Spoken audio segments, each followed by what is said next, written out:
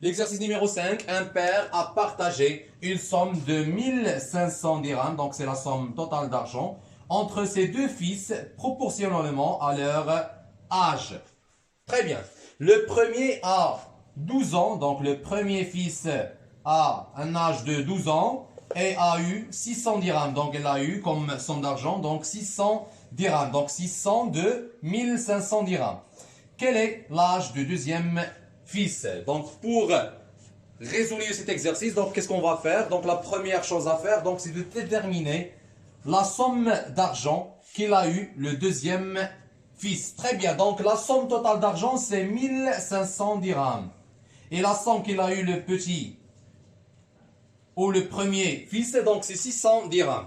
Très bien, donc pour avoir la somme d'argent qu'il a eu le deuxième fils, donc il suffit de soustraire 600 dirhams de 1500 dirhams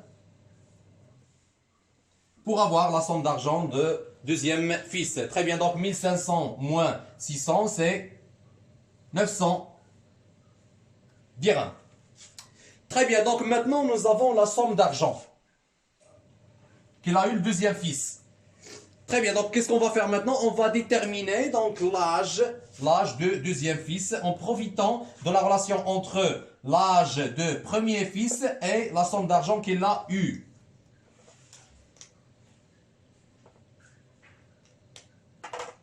Voilà donc l'âge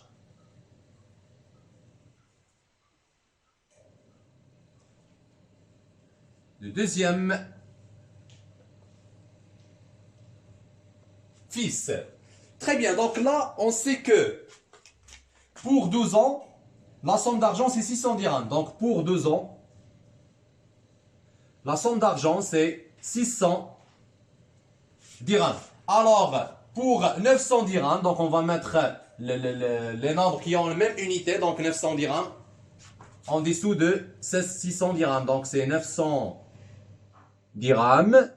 Donc quel est l'âge correspondant?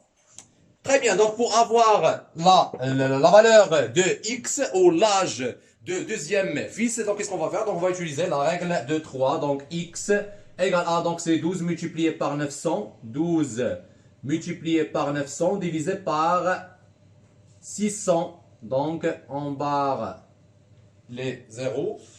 Très bien, donc x égale a, donc là après le calcul, donc x égale a 18, donc c'est-à-dire quoi? C'est-à-dire que l'âge de deuxième fils, alors, l'âge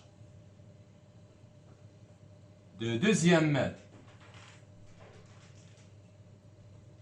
fils est 18 ans.